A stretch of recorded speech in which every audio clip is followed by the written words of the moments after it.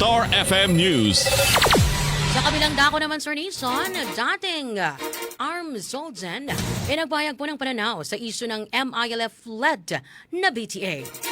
Nariyan si Bombosay Olis para sa buong detalye. Nagbahagi ng kanyang legal na pananaw ang dating Solicitor General ng Autonomous Region in Muslim Mindanao o ARMM kaugnay sa umiiral na diskusyon tungkol sa kahulugan ng terminong MILF-led sa Bangsamoro Transition Authority o BTA.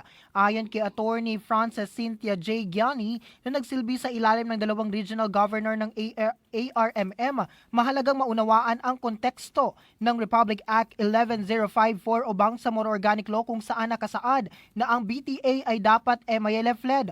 Ipinaliwanag nito na batay sa desisyon ng Korte Suprema sa tinatawag na Sulu case noong 2024, kinilala ang Bangsamoro Autonomous Region in Muslim Mindanao o BARMM bilang isang unique political entity at hindi lamang isang ordinaryong local government unit. Dahil dito, iginiit ni Gianni na ang BTA ay tinuturing na peace building mechanism na nag-ugat sa Comprehensive Agreement on the Bangsamoro o CAB na nilagdaan noong 2014 sa pagitan ng pamahalaan ng Pilipinas at Moro Islamic Liberation Front.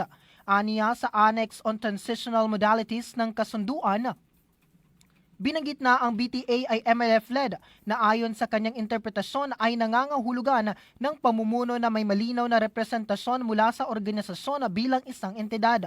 Binigyang diin din ito na sa isang 80 members ng BTA Parliament, kinakailangan ang mayorya upang masabing namumuno ang isang grupo at iginiit na ang itatalaga ay dapat mas o may basbas ng pamumunan o pamunuan ng MILF.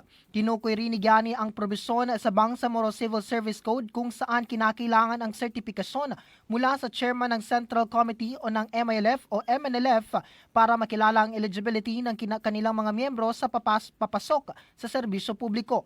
Sa kasalukuyan, nakabinbin sa Korte Suprema ang petisyon kaugnay sa usapin at ayon kay Gianni, ang magiging pasya ng mataas na kahukuman na ang magbibigay linaw kung paano dapat ipakahulugan ang terminong MILF-led sa ilalim ng batas.